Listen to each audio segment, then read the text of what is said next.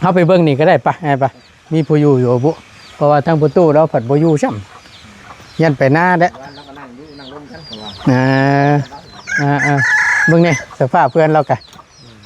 เสียว่าจังได้ซะนี่แหละแม่ชีว่านี่พอตู้เข้ามาจะหน่อยเลยล้มกับพอตู้ตอนเพลนเรากลับมาบ่ช่วงเพลนเรามาอยู่บ่มาในแทนในเราไปเลี้ยงงัวต้นแหลงผลคำพุ่นตินี่แหละเฮาก็ได้ว่าเอาถ้าในเมื่อจังซั่นแล้วก็ได้เฮาก็ได้คิดเห็นนั่นแหละตู้เอ้ยก็แนมเห็นมีแต่เฮือนเจ้านี่แหละนึงมาก็เป็นระเบาลูกหลานน้ำแน่แล้วก็ได้ว่าสิมาล้มน้ำสิต่อพื้นต่อไผ่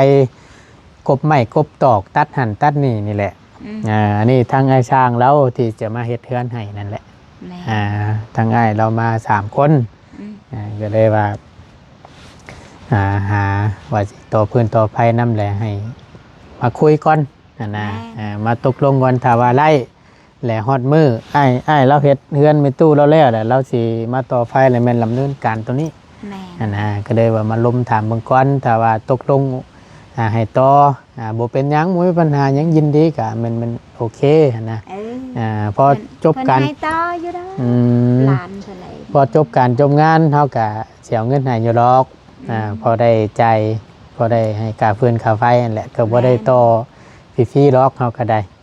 สิเอาให้อยู่นั่นนะ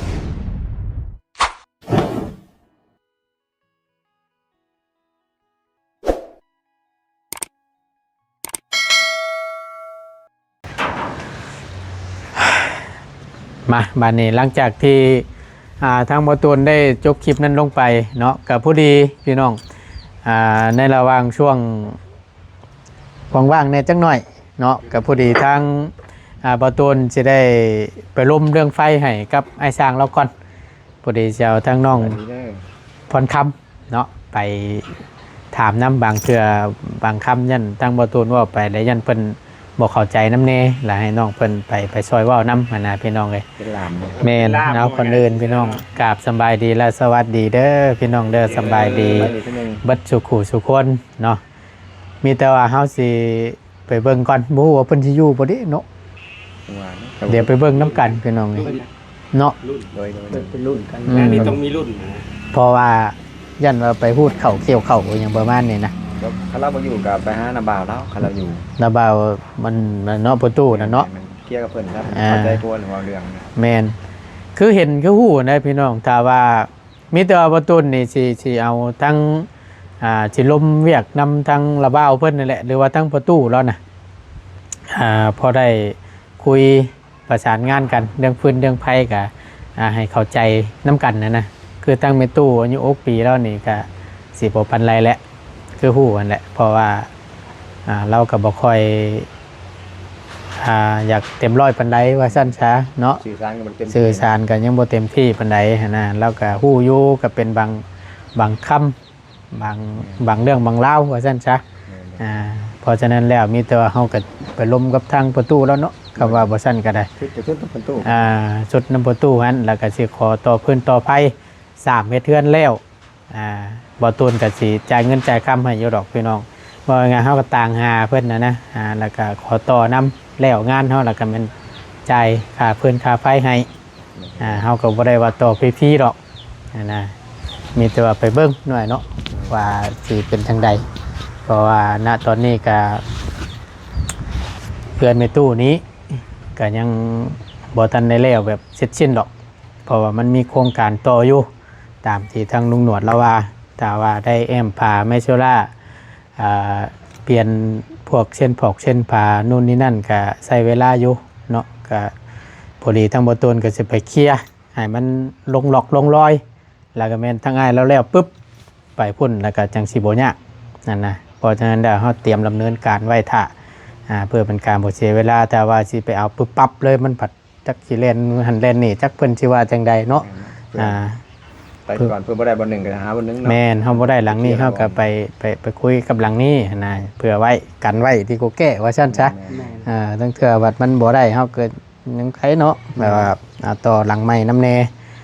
เท่าใดก็ว่ากันนะ เพิ่นสิว่าจังใดเดี๋ยวไปเบิ่งไปชมน้ำกันพี่น้องอยู่พุ่นแหละปัญหาว่าณตอนนี้สิพ่อเพิ่นอยู่บ่หรือว่าจังใดเท่านั้นแหละ ไปรุ่นกัน เนาะไปเบิ่งน้ำกันทางไอ้หาดนี่ก็ยังบ่ทันได้พ่อได้นั่นมีตู้อายุ6 ปีเนาะ วนไปเบิ่งนี่เนาะ ยัง ไปบัดสุดท้าย ตัวเต็งเป็นตัวท้ายตัวเต็ง รอได้มื้อวานนี่เนาะทางไอ้งามงอนนี่ตึกใจเราเฮงบัดทางไอ้หาดไปนี่ก็ เขาสิงามไผเนาะ จักสิงำไปแล้วบัดจักไผสิเป็นไผบัดนี่ แต่ว่า2คนสู้บ่ได้เด้อ อืม สู้บ่ได้แล้วค่อยก็เล่าว่าจักได้เนาะ บ่ผ่านแม่นบ่ ผ่านไปเนี่ยเพิ่นนี่ว่าเล่า คือเฮานี่ก็ยังบ่ผ่านเนาะ วัดนี่ก็แม่นเพิ่นแล้วทางง่ายงามงอนนี่ตัวตึงเลย บ่ตูนเรียกว่าบ่พลาดเลยโอกาสแฮงไกลแล้ว โหเบาบ่ช้าง 3 กิโล แต่ว่าแบบสเปคแบบว่าตาแบบซี่เนาะ เนาะ แม่น ดีได้ ขายได้ยิงแค่เหมือนว่า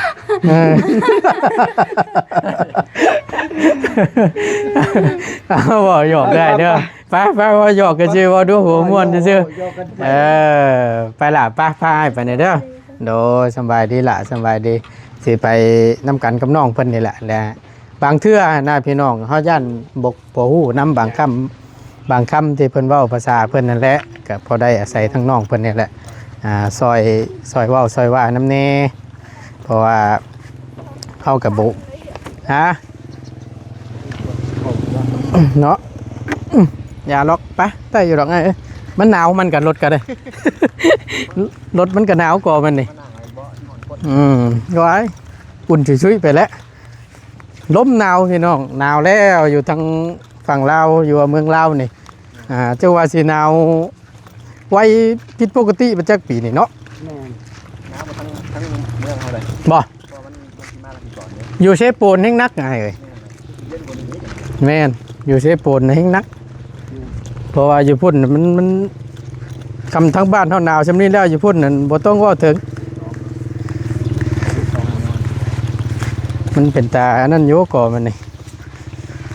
ไปเบิ่งก่อนแต่เวลาตั้งง่ายเราถ้าว่าเขาล้มแล้วเวลาเขาอยากต่อกับสบายนะเบิ่งบ่ต้นที่สังเกตมันก่อนมีเฮือนหลังนี้เนาะที่มีสายไฟขึ้นเนาะ เราคนดีนะแต่ว่าทำไป5คนดีนะก็ได้คะแนนของเราสุขภาพมึง โดยว่ามันก็มีก็เป็นบางครอบครัวได้พี่น้องที่ไฟฟ้า บวนกูหลัง แม่นที่เข้าอยู่ในบ้านนี้เพราะว่าเห็นแล้วก็ว่า2 ปีที่ผ่านมานี่ได้ไฟฟ้าเข้ามาฮอดนะอยู่ในบ้านนั้นเทิมใหญ่นี่ พามาตัดเครื่องกันหมด ลูกไม้เดียวนี่ เนาะ ลูกไม้เดียว จ้ะ ลูกไม้ดอก บ่เป็นหยังเราบ่อยู่ก็บ่เป็นหยังมีแต่ว่าเอาไปล้มเบิ่งว่าหลังใดแน่หลังนี้นี่ก็มีนี่เนาะไฟนี่มีหลัง กันเลย เราบ้าคือกันบ่ น้องบ่าวคนนี้ โอ้ นั่งร่วมกัน ทั้งไอ้บุญมีเรานั่งล้มนี่แล้วเมื่อคืนนี่แวะเข้าไปเสี่ยงดวงรถยาวเลยเราก็ได้ คือจะมีผู้อยู่จังจักเคยเนาะ คนนี้ เนาะคือเงียบแท้อันนี้เป็นเฮือนประตูเฮือนระบาวของแม่ตู้อายุ6 ปีนี้หลังนี่สภาพก็คือเห็นนี่แหละพี่น้อง แนวพยายามหน้าถึงเนาะ แม่นนี่นะ เนี่ยเขาไปอยู่เนาะ มันยังบ่มีผู้อยู่อยู่อันหลังถ้าสมมติว่าหลังนั้นเพิ่นให้ต่อนี่สิใกล้กูบ่อ้ายจะเบิ่งดู ตัวนี้ไม่ไก่ผม ตัวนี้บ่แต่ว่าเพิ่นอยู่หน้าบ่ เป็นอยู่นะมันเรา ก็คือหน่อยให้ เป็นเรากับไปหาอยู่นะก็ได้คะแนนว่าสน หน้าเพิ่นไกลบ่ล่ะ ใจบ่ เขาสิให้เขาเลยว่าแม่นแบบน้องละเองเห็นแค่นี้ โอ้สิมีหลังนี่น่ะแม่นพี่น้องเราบ่ เลยนั่นนี่ก็แม่น มันบ่าวกัน ขึ้น แล้วกับหลังน้ำหั่นก็แม่นมันบ่ เลย เฮาเลือกเบิ่งระหว่าง ไก่กว่า ตัวนี้ไกลกว่าบ่เอาสันมีแต่ว่าจังซั่นแหละ เฮาไปเบิ่งนี่ก็ได้ปะให้ปะมีผู้อยู่บ่เพราะว่าทางประตูเราผัดบ่อยู่ซ้ำยันไปหน้าเด้ วันนั้นก็นั่งอยู่นั่งร่วมกันของเรา เบิ่งนี่สภาพเพื่อนเรากะเสียว่าจังได้ซะ ก็ต้องไปทำ ว่าด้วยความที่บ่มีสิว่าจังใดอยู่บ่ล่ะเห็นคนอยู่บ่แม่น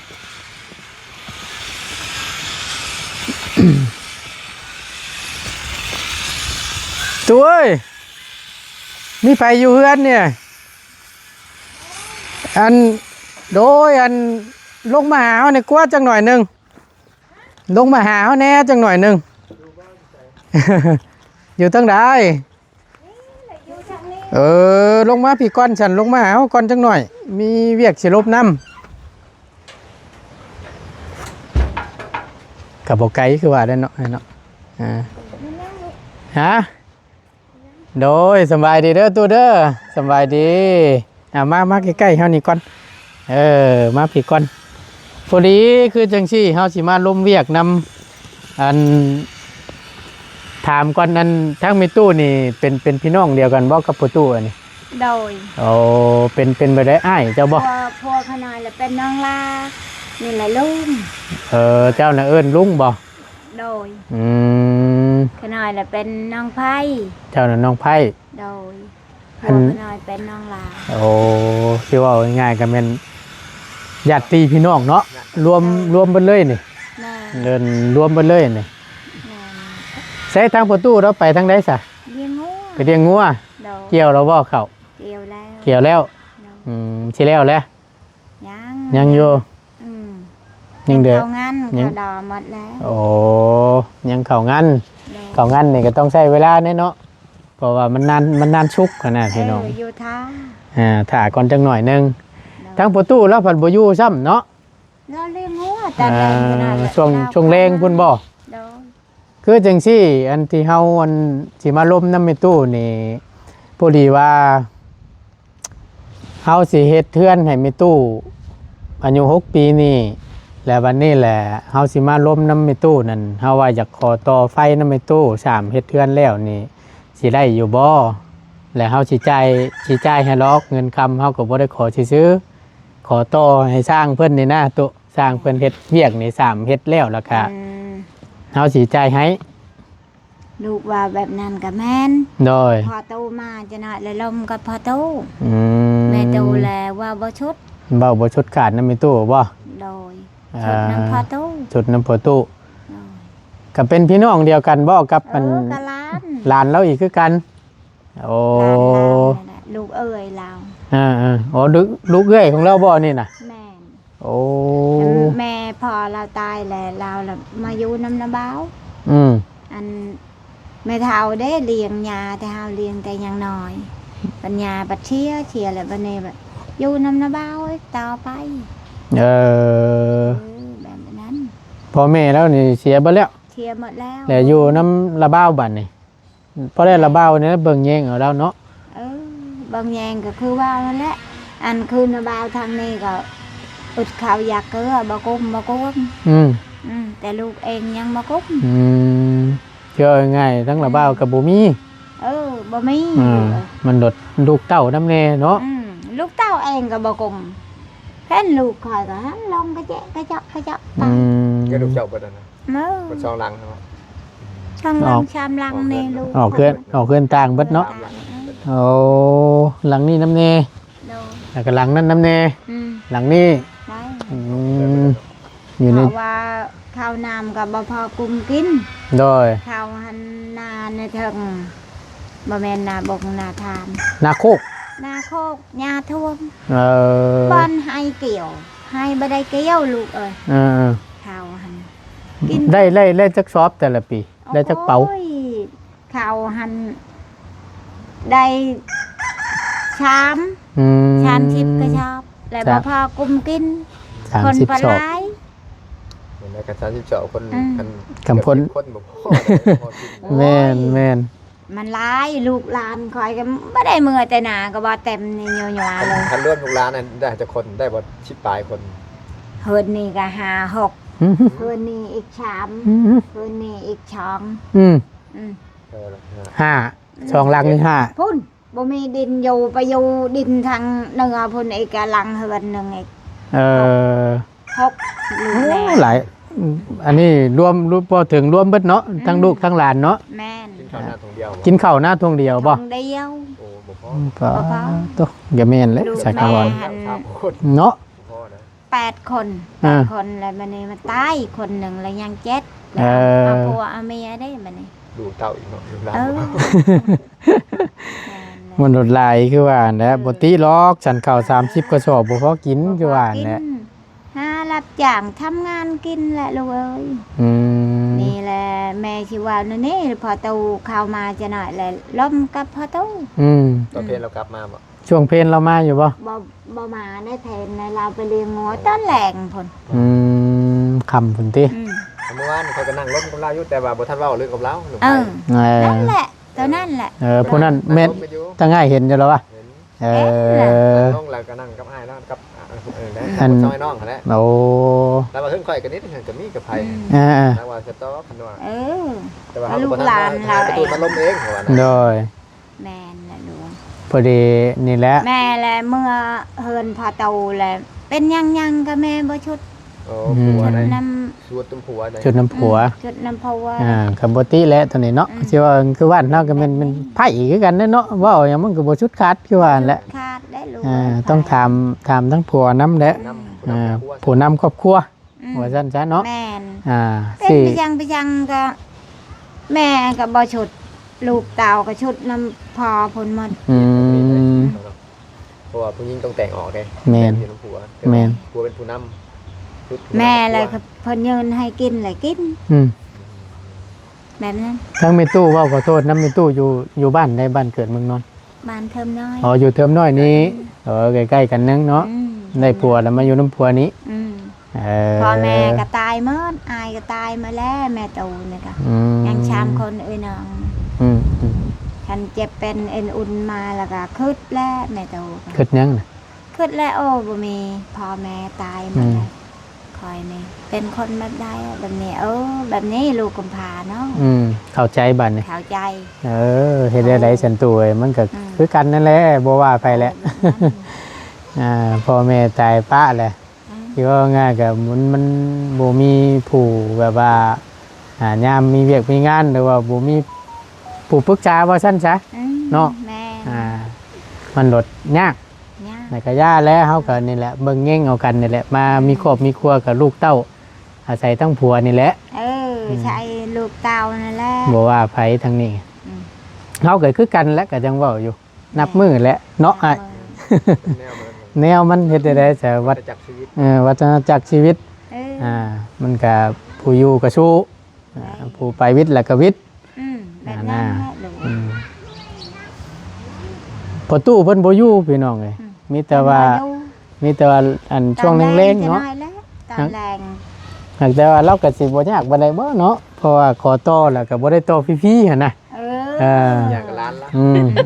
อย่างกับร้านเหมือน นึ่งมาเป็นล้านแล้วนี่เนาะก็สิว่าหั่นนะ เราก็บ่ได้ยากปานใด อื เนาะ ม อันบ่แม่นย่องเราดอกพอโตหันเราก็บ่ได้มักยากปานใด อื เอ ม อ เพราะว่าเฮ็ดก็เฮ็ดให้หลานนะเนาะคือว่าหั่นแหละคือฮู้แล้วตัวเอ้ยเฮาก็อัน ที่ นี้ว่าร้านคนอื่นก็เราก็บ่ได้ยากปานใด อื เนาะ มที่ว่าได้เฮ็ดผู้รักผู้ใหญ่เพิ่นชดช้อยมาทางมีตู้อายุ6ปีเนี่ยก็เฮ็ดปลุกให้เราอยู่3เบิดบุญแล้วว่าซั่นซะบัดพอเบิดบุญแล้วล่ะก็คนอยู่ต่อไปก็สิแม่นไผก็นอก นอกจากญาติพี่น้องเราหั่นน่ะ อายเพิ่นละชุดอะไร อืม ผู้อันถือพ่อถือแม่ลูก แม่ นั่น เขาว่าเขาแทนแบบผู้อ้ายกเป็นแทนพ่อ อืม อันนี้เลยนางลาเลยอ๋อ อืมนั่นแหละคำว่าเฮือนประตูเรามีไผเฮาเกิดก็บ่ยากกันนะก็เลยเฮามาลุมเรื่องไผเฮาเห็นเฮือนเจ้านี้มันใกล้นี้นะแล้วก็เป็นน้ำเบ้าน้ำแน่แล้วก็เลยดึงจากนี่ไปก็สิบ่ไกลปานใดฮอดบ่ให้100 เมตรบ่ฮอดหรอกเนาะจาก 40 เมตร ประมาณนั้นเนาะ 40เนี่ย เ คะแนนคันละมาชิ้นใหญ่มันคงงัวในการกระจิ้มให้บุกใกล้นะ เขาว่ามองหันมันบ่ได้เลยง่ายของงัวนี่มันถึงใกล้เนาะ ใกล้เขานะ อืม ตัวนั้นก็ประมาณ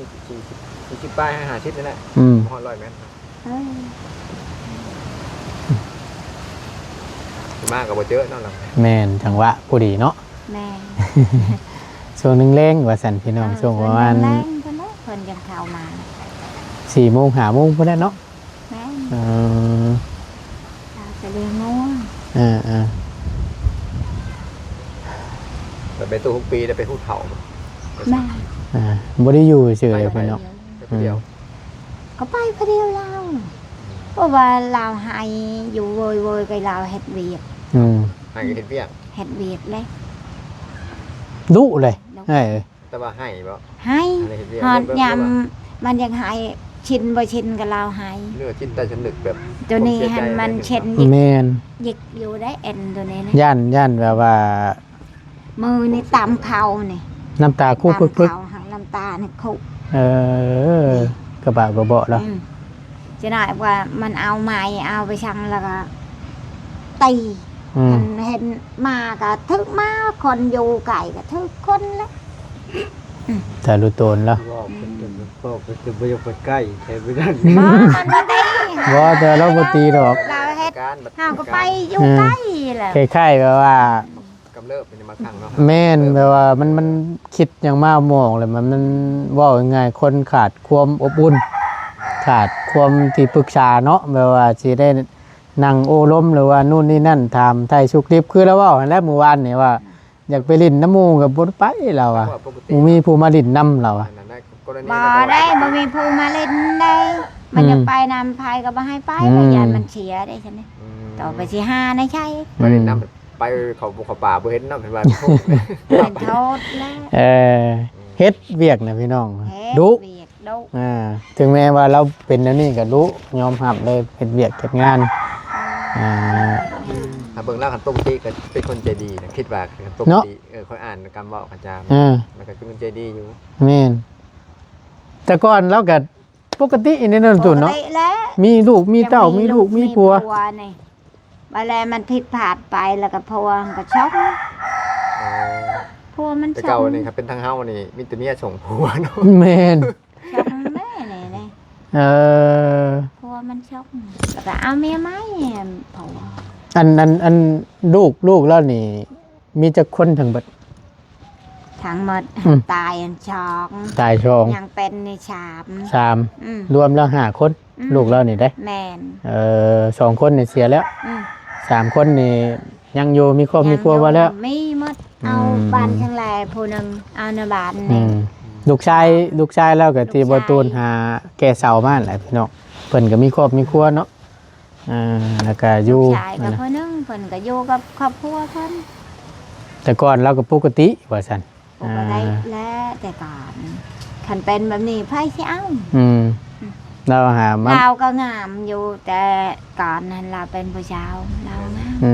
มอ่า อืม ไอ้งามงอนเรางามเลยแต่ก่อน เรา นั่น งามแต่ก่อนวันนี้เลยมันปากอันบ่ถึกหมูเด้ เออปากบ่ถึงหมู่ เออมันอยากว่าวคือเฮาปะมันบ่ถึก อืม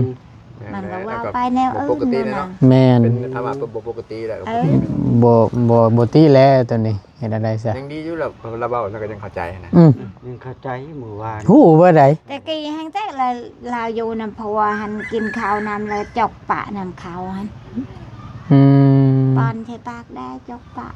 อืม มันมาอยู่เฮือนหลังในนักอันมัน ใครแน่ กินจบเจือ เออช่วงก็เป็นยี่หัดลูกผัวผัดยันหับบ่ได้นั่นเนาะหลายๆปะตามเบิ่ง ห้ามบ่ได้ อืม เขาเพราะว่าทุกคนหักมันบ่ได้ แล้วเป็นย้อนหยังสาเหตุที่เราเป็นไปสิถาม นำลาวได้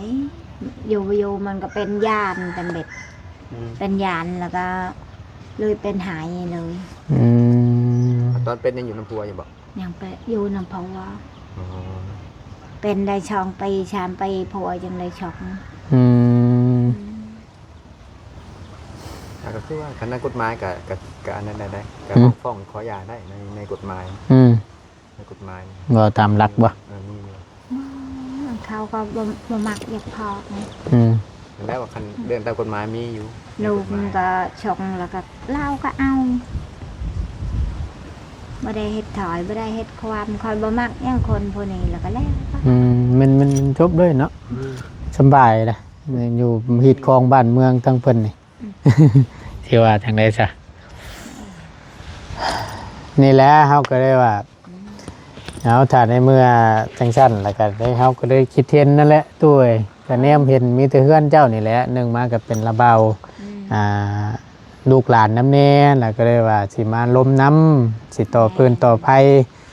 กบไม้กบตอกตัดหั่นตัดนี่แหละอันนี้ทางไอ้ช้างแล้วที่จะมาเฮ็ดเฮือนให้นั่นแหละทางไอ้เรามา3คนก็เลยว่าหาว่าสิต่อพื้นต่อไผนำแหละให้มาคุยก่อนนะมาตกลงก่อนถ้าว่าไล่แหละฮอดมือไอ้เราเฮ็ดเฮือนไม่ตู้เราแล้วแหละเราสิมาต่อไฟแล้วแม่นดำเนินการตัวนี้นะก็เลยว่ามาล้มถามเบิ่งก่อนถ้าว่าตกลงให้ต่อบ่เป็นหยังบ่มีปัญหาหยังยินดีก็มันโอเคนะพอจบการให้ต่ออยู่เด้อหลานเท่าไหร่พอจบการจบงานเฮาก็สิเอาเงินให้อยู่ดอกพอได้ใจพอได้ให้ค่าฟืนค่าไฟนั่นแหละก็บ่ได้ต่อฟรีๆหรอกเฮาก็ได้สิเอาให้อยู่นะชามให้มันแล้วนี่แหละเพื่อความสะดวกสบายว่าซั่นซะเพราะว่ากบไม้กบตอกมันก็ต้องใช้ไฟตัดหั่นตันนี่ก็ใช้ไฟคือมีตู้เฮ็ดนั่นแหละแม่นเครื่องต่างๆแต่ว่าเอาเสียดมันออกกับรูปไปมันสิตามมือแหละเนาะอันนี้ก็ดีแล้วแหละมันก็ได้นอนบนดีชนะโดยก็บ่นี่ฝนตกก็ไปอยู่นั่นแหละเพิ่นเอิ้นขึ้นก็มันบ่ขึ้นทั้งหมดนะเราจะขึ้นอยู่เพิ่นใหม่มาแล้วมันบ่ขึ้นเฮือนใหม่น่ะขึ้นเราเห็นบ่รอบหมู่บ้านนี่ขึ้นแล้วเฮือนใหม่โน่นี่มันมามักอยู่น้ำคดเรามักส่วนตัวเนาะสิว่าง่ายแล้วก็เว้าสิมาฟังอยู่ตอนนั้นน่ะก็อยู่เราย้อนแล้วบัดนี้แหละมันหลายคนแน่เราก็เลยย้ายออกมาอยู่นี่เราได้คันมันกินข้าวอิ่มในแห้งหมดมือเลยมันเฮ็ดเวียกกันนะทำพรบ่เอิญนะขึ้นบ่ขึ้นเบิ่งนี้ไงมาแบบมื้อนั้นมาแข่งผลมาแบกพื้นมาน่ะเปียกแซะมาในจางมันให้เกี่ยวข้าวเชียหญ้าโว้ยหมดมือเฮ็ดเปียกคือเพราะปกติแหละเงินฮู้จักเงินบ่เงินหันบ่ฮู้จักดอกแต่ว่าก็บ่กล้าโกงดอกว้าวสมมุติว่าโดนเล่าพี่น้องที่ว่าจังได๋ให้มื้อ50แล้วบ่ฮู้นะปกติเขาจ่ายมื้อ120,000แต่ว่าคือหัวเนาะเขาบอกไปถามนี่แม่นบางคนก็ให้นำคนดีบางคนก็โอ้ยแหงมันก็ให้นำมันเองมันจะชื่อกินขนมก็จะจางเกี่ยวข้าวหั่นแล้วก็ให้มันเองก็มีให้ชื่อนี่แหละเนาะให้แล้วมาให้มันไปเกี่ยวข้าวได้บักมันไปเกี่ยวข้าวค่าแห้งค่าแห้งค่าแห้งกันว่าบ่จ่ายเงินส่วนน่ะเอาไปแซนไปซื้อขนมชื่อหยังสมมุติว่าเขาบ่ทอนก็มีสมมุติว่าน้ำทอนก็ยาวก็ยันบาปคือคนดีก็เขาคิดแบบนั้นมันขี้รักขี้โกงมันจะบิดกดเบี้ยวแล้วติตายได้เนาะเอาก็ถือว่าชุดๆแหละพี่น้องไอ้ตามที่เห็นนี่ก็ได้ญาติพี่น้องก็มีหลายอยู่ชุมนาว่าวชาวชิดแต่ก็เพิ่นก็ครอบครัวคือทั้งครอบครัวก็บ่คงคือทั้งแม่ตู้นี่ก็คือเห็นนี่แหละลูกเต้าก็มันหลายคนเนาะมันหลายคนก็ยาวก็เรื่อยๆหลายๆภายมันได้ลูกเอ้ยคือทางแม่นี่ก็เฮ็ดเวียกบ่ได้ไงแบบนี้เล่าเข้าจะบ่น่ะเล่าเข้าไปแหละตัวนั้นลูกเอ้ยบ่ฮู้ว่าบ่เนาะได้ใช้งานอยู่บ่ตุไม่เข้ายังได้หั่นค่อยใช้ตัวนั้นอันนี้ปะแล้วตัวนี้บ่ก็เดียวว่าใส่เข้าตัวนี้นะป้าตุ๊เข่าและสิเปียกขี้งอกตัวนี้บ่เป็นยังปะแล้วหักหิดลาวถึงบ่เป็นมั่งให้มันแพ้เองมันคุเองแบบนี้บ่ต้องมันหลายปีหลายเดือนแล้วก็แล้วถ้าว่าเฮาบ่ได้ใช้แล้วก็มันปะเลยมั่งเอาบ่ได้มั่งก็บ่ได้อีกบ่ได้เพชรเฮ็ดเห็นปลาเฒ่าเพิ่นไก่เด้ตัวไก่เชี่ยควายได้เชี่ยควายได้เอ้าแบบว่าคือเฮาปลูกเองจังซี่ได้ตุตึงจังตามมันนี่ก็เชียเองเมาบ่คือเฮาปลูกเองจังซี่แล้วมันอยากย้ายอย่างยังแบบว่าแบบบ่อยากเอาไว้ในนี่นะมันบ่ได้บ่ยังผิดอยู่บ่ในนั้นก็เฮิดย้ายได้แล้วย้ายบ่ได้โอ้เฮิดย้ายได้แต่เฮือนนี่ได้อยู่ ได้อยู่แบบเฮินแบบนี้หายังไงหามาไปมองในชุดไปชุดมาได้ แต่ว่าเรานี่อยู่ใช้อยู่หัน อืม ถึงแม้ว่าบ่ใช้งานก็แม่นปล่อยเพิ่นห้างไปยังลงกันเนาะติ ให้ห่างนะฮันแหละ บัด ไม้ บัดเช่ามันได้สิตุ เช่าก็ปะนะฮันแหละ บ่ป้าเผื่อมันสิคนน่ะบ่แม่นง่ายเด้อน่ะ ตามมันแหละบ่เป็นดอก เฮ็ดใหม่อย่างเดียว นี่ เนาะ เฮ็ดไม้อย่างเดียวติ ไม้อย่างเดียว ปลูกเหล้านี่สำคัญได้เว้ย กลัวเกิน ก่อนสิปลูกเหล้านี่ต้องหาจัดที่ไว้ให้หม่อง ใหญ่บ่ได้ ย้ายบ่ได้ให้แบบระเบียบเรียบร้อยจับเจือนะ ได้ฉั เนาะ นั่น แม่นบ่ตุ แม่ เฮือนนี่ยังว่ายกย้ายได้เนาะ อืม แต่ว่ามันผุพังเดี๋ยวเฮาก็ได้เงินในคำได้มั่งอยากยับขึ้นมานี่ก็ได้เนาะ อืม โอ้สำ มันก็บ่ตุนว่าเนาะช่วงเราไปจุกปุ๊กกลางมันจะปุ๊กเกินตื่นนะ เออ ง่ายบ่ได้นะยากแล้วบัด ยากอีกได้ โอ้เพื่อสิปุ๊พังเอง ป้าโตจักปีจักปีนี่เฮาถามก่อนนี่เล่าหลังนี่ โอ้ยแต่ลูกหายังน้อยผลจนกระเจ้าได้ลูกได้เมียบัดแล้ว ใหญ่ ป้าโต แต่ได้ลูกหนึงลูกสาว กูมือนี่เพิ่นจนได้ลูกไปลูกเขยได้ประจัก ได้ ป่า แล้ว เบิ่งไว้เรายังบ่ได้เป็นหยังเนาะ ยังเฮิง เบิ่งมีแต่ไผหญ้าซื่อ อืม คู่ก็ได้ แต่ว่าคะแนนหญ้านี่แล้วก็สิมีโอกาสไวขึ้นเพราะคนมันถึกเต็มๆเหมือน มันสิเปื่อยไว้นี่ แต่ว่าเช้ายังเฮิงเลยเช้านี่ เพิ่ง เจ้ายังเฮิบ พังดึกบ่ดึกเนาะ เออ โอ้ดีบ่ดีเกือบ พอโต 7-80 เอาเองแหละนี่ เออสำคัญตัวนี้พี่น้อง อืม ก่อนสิปลุกเหล้านี่ต้องจัดแจงไว้ให้เพิ่นระเบียบจับเจือแต่บ่ซั่นแล้วปลุกแล้วนี่มัน ง่ายบ่ได้เนาะ ย้ายบ่ได้ซ้ำอยากเฮ็ดใหม่ก็แม่นอยากมากออกก็มากบ่ได้อะนะ เราเนี่ยมันกว่าเฮิรน อืม ทางนี้เนาะ อืม อันนี้ ทาง อันนี้ว่าตัวอธิบายฟังเติมเป็นฮีตเฉพาะทางทางบ้านทางเมืองเพิ่นแต่ละหมู่บ้านมันก็อาจสิบ่คือกันสิแตกต่างกันนะเนาะ บ่คือ อันนี้ทางฮีตคลองทางชนเผ่าเพิ่นแหละแต่มันเพิ่นถือกันนะพี่น้องมันลดก็คือเว้าหั่นแหละยากๆนำแน่เนาะ ยาก กินข้าวกับหยังมื้อนี่ ยังไม่ทันได้กินข้าว อืม กิน แล้ว ข้าวบนเฉย กินกับปุ้นซื่อ ๆบ่มีแนวกินแล้วก็นั่ง เนาะบ่ได้ไปก้านกบก้านเขียดบ่ลูกเต้าก็ได้ ลูกหันข้าวปุ่นอยู่นาเพิ่นก็ยาวนอนอยู่นา อืม คันออกใช้กระยาวกัน ได้กินอยู่เนาะ ก็ ยัน อยู่แต่2คนหมดเลยนี่ทางนี้ ในเฮือนใครนี่ชีคนลูกชาวลูกชายโพยังบ่ได้ลูกพ่อว่าแม่ อืม จงอันบ่ได้แล้วออกเงิน อืม ที่ว่ายังไงก็ยังเดือแต่ผู้ยังบ่ทันมีครอบมีครัวนั้นอยู่กับเจ้านี่เนาะ แม่น แต่ว่าเพิ่นได้ครอบได้ครัวก็แม่นออกขึ้นต่าง ออกหากเพิ่นได้ไปช่างหันเพิ่นให้กินทั้ง อื หมด มเพิ่นก็ยิ้มยืนแน่เนาะ ปลายืน หม มา ด ไม้น่ะตอก นั่น ก็คือถึงเฮาแน่น้อยเนาะ แม่น อืม ยืน ออกขึ้นต่างนี่หยังก็แบ่งสู่กันกิน ก็สิบ่เป็นอยู่นำกันนี่บ่ได้อำบ่ได้หามข้าวบ่กุมกินข้าว อืม อันนี้รวมกันว่าเธอบ่กุ้มหลาย บ่ คน กุ้ม บ่กุ้มมะลิ บ่กุม อืม กันที่ว่ามันแยกกันอยู่แหละแต่ว่าในก่อนเขาว่าปะคอนใส่มือลิงต้องหักกุ้มด้วย เออ ลักษณะแบบท่าน แม่น หาไปหน่อยเดียว แต่ละเราจะหากิน อืม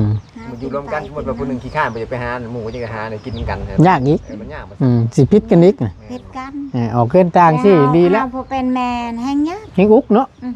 จักแกลลูกผู้นี้แน่จัก อืม ลูกหลานแน่บาดนี่เนาะทั้งเทื่อบัด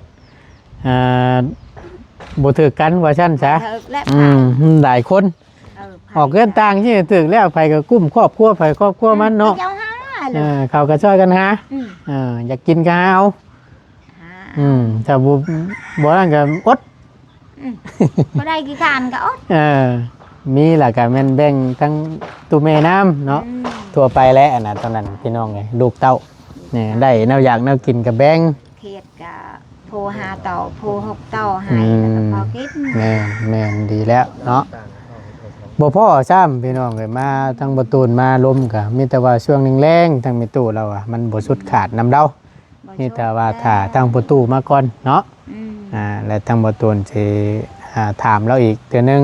ถ้าหากว่าทางประตูเราว่าต่อรถบ่เป็นหยังแล้วแม่นให้สร้างเรามาลงมือทำแล้วแม่นมือเฮ็ดแล้วแม่นแล้วก็แม่น ต่อได้เลยนะพี่น้อง3เฮ็ดเวียกเป็นงานแล้วตัวบ่ดีแล้วก็ทางบ่ต้นก็สิจ่ายเงินจ่ายคำให้อยู่เนาะก็ได้มาลมไว้ก่อนนี่นะขอสิว่า ถ่ายรูปอันนะ ถ่าย มาถ่ายรูปกูเลยอายุ อายุ หาก็ฮู้บ่ตุ หาก็หูได้โอ้ยอย่าไปถ่ายคอยจอยคอยนางอาย บ่เป็นหยังดอกบ่เป็นหยัง อะไร อยากอาย ยังอายเลยยังมีแต่เราอย่าถ่ายเลยลูกปะได้ลูกปะ คอยยังอายได้คอยจนหาคน เอาก็ธรรมดาแหละลูกเต็มบ้านลานเต็มเมืองแล้วก็สิให้งามคือจังชาวนี่ก็บ่ได้เลย บางามก็ตุยได้หน่อย อย่ามันคะแนนอยู่ดี มันยังเฮ็ดไปจังบ่บอกเลยผ่านมื้อเจ้าก็บ่บอก บ่ที่ว่าอันเฮาถ่ายวิดีโอแหละเพื่อผู้ใหญ่เพิ่นเห็นนำนะแล้วเฮาก็เลยเฮ็ดคลิปถ่ายแล้วก็เลยถามลมเรื่องไผนะเว้าบ่สร้างได้เพื่อเพิ่นเห็นเจ้าใจดีปัดเพื่อเพิ่นเห็นนะโอ้ยมีตู้ก็มีน้ำใจแต่เพื่อเพิ่นฝากเงินฝากค้ำมาปัดให้ค่าน้ำจิตน้ำใจก็มีก็เว้าบ่สร้าง แม่ยังอายจ้อยนั่น บ่เป็นหยังดอก บ่เป็นหยังก็ธรรมดาคะแนนอยู่ดีมีแฮงบ่ได้เป็นหยังหรอก บ่ได้ว่าอยู่ดีแหละฮอดยามเป็นก็เป็นทั้งนั้นแหละบ่เอ้ย พญาติผู้เฒ่าบ่ พะยา ทั่วไปนั่นแหละเนาะบ่ติหรอกอันนี้ก็ได้ จน เอา ปากบ่วาวเลย เอาก็มีแต่ว่าจังซี่คำจังซั่นแหละมีแต่ว่าเฮาสิมาใหม่เด้อซั่นเด้อเดี๋ยวเฮาสิล้มกับประตูเด้อมีแต่ว่าทางแม่ตู้น่ะก็ถ้าว่าเรามาฮอดก่อนก็ล้มกับทางประตูนำแน่ว่านี่แหละเฮาชื่อประตูนเด้อ โดย นี่แหละกับลูกหลานสิมาเฮ็ดเตือนเฮ็ดซ่านให้ทั้งแม่ตู้ลูกหลานเรานั่นแหละก็ล้มเบิ่งว่าสิมาต่อพื้นต่อไผนำ จนตาตา ได้ยะนะ แล้วก็ล้มเบิ่งว่าถ้าว่าแม่เต้าหันชาวตะลมกับลูกนี่ก็ไปนะ ไปนาคือกันตอนแรงพุ่นยังเข้ามาคันลูกมาก่อนก็ล้มกับพ่อตู้ก็ได้คันแม่ตู้มาก่อนก็ล้มล้มคือกัน โอเคสั่นมีแต่ว่าเดี๋ยวช่วงนึงแรงเด้อก็ว่าซั่นแหละ คอยสิอ่านคอยบ่มูลมาทั่วไปแล้วคอยจนจอยนี่ โอ้ยก็ว่าก็บ่เราพี่น้องเนาะ 30 น้ำหนักเท่าไหร่นี่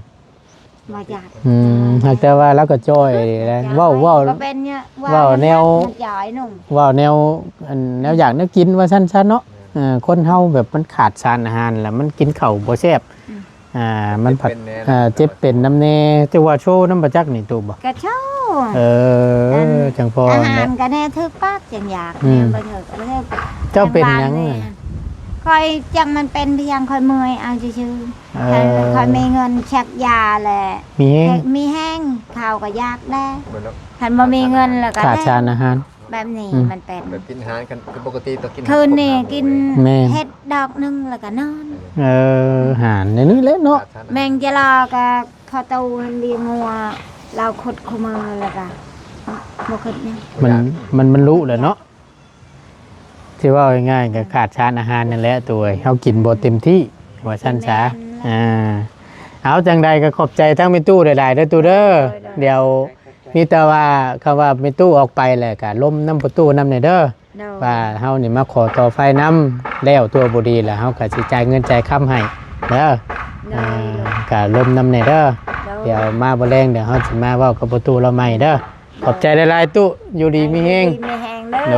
ยคือกันเนาะ แม่เอาไปนี่บ่พอตู่เรา ไปเลี้ยงงัว ตามโคกแม่ไปนะ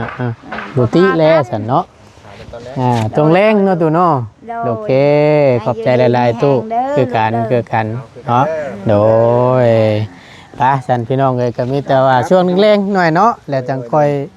บ่ตุนสิมาล้มใหม่เพราะว่ามันบ่สุดขาดน้ำในตู้น้ำแน่ต้องอยู่ในผัวพุ่นทางประตูพุ่นแต่ว่าทางง่ายนี่นั่นโยหมู่บ้านนี่นะ ได้พ่อเราอยู่บ่ ก็นั่งลมกัน โอ้ ช่องไอ้น้องอะไร ผู้นี้เป็นอ้ายเนาะ อ่า แล้วก็ซี่มาเพื่อนแล้วอยู่หลังนี่ โอ้ แล้วเป็นน้องชายเพิ่นแล้วก็บอกว่าน้องชาย อ่า เห็นแล้วว่านี่ก็นั่งลมกันทั้งเติบ นี่ใครอยู่ฉันคือสิได้อยู่หรอกพี่น้องเอ้ยเนาะคำบ่ได้ก็ยุกโป้ได้จักกอกหนึง นะ ได้ ให้ คุยคนใจดีอยู่ แม่น ให้ช่างเพิ่นก็เห็นเลยเด้ นั่งลมกันทุกค่ำเลยสองคนมานั่งลมกับเพิ่น เนาะ ผู้ลุงเจ้าหันเรามีพี่น้องอยู่เชโนเพื่อนพี่น้องเราใกล้เพื่อนชุมข่อย งาน เราไม่ได้เรามีพี่น้อง นี่ก็คุมเดียวกัน งานอยู่คุมเดียวก็ไม่แล้ว ป้าเราหาเป็นหมู่กับแม่คอย งาน ผู้หญิงอันนั้นป้าทั้งเชโนนะผู้ตะยังนะ งานเอาไปเอามาผัดแห้งอันนั้นกันเนาะ มีพี่น้องอยู่พุ่นแต่เฮาแล้วบ่มี ตอนเราเสียเพิ่นก็ไปหาคอยบ่ได้ลงมาคอยมันทาแต่ผู้นี้ก็ไปเฮือนมือเป็นเสียน่ะโคนะ แต่ข้อยบ่จื้อเพิ่นก็บ่จื้อแต่ข้อยอีก คนบ่จำก่อน คนคือบุตรีแหละคนบ่ฮู้คนบ่ฮู้ต่างคนบ่ฮู้ บ่จื้อกัน แม่นน่ะก็สิว่านี่ มาเจอกันแล้ว เอาขับบ่ถามบ่นั่งลมเมื่อวานนี่ก็สิบ่จักจำได้นี่เนาะ แม่น โอ้ยโอเคแม่ขอบใจหลายๆขอบใจ เอาขอบคุญขอบคุณหลายๆเด้อพี่น้องเด้อเนาะทางบ่ตูนก็สิได้ขอจบคลิปปิดคลิปลงไว้เพียงชำนี้ก่อนมีแต่ว่าช่วงแรงๆเดี๋ยวจังค่อยว่ากันอีกเทื่อนึงเนาะมาบ่พอทางประตูเราถ้าว่าได้อยู่เพื่อประตูเรานี่ก็สาธุเด้อพี่น้องมันใกล้ มันใกล้กับหมู่ มันใกล้กว่าหมู่มันบ่ไกลกว่ามันนี่นะเอาจังว่ากันเนาะอยู่ดีมีแฮงสบายดีเด้อพี่น้องเด้อ ไปดี FC โดย ทางตูนเด้อ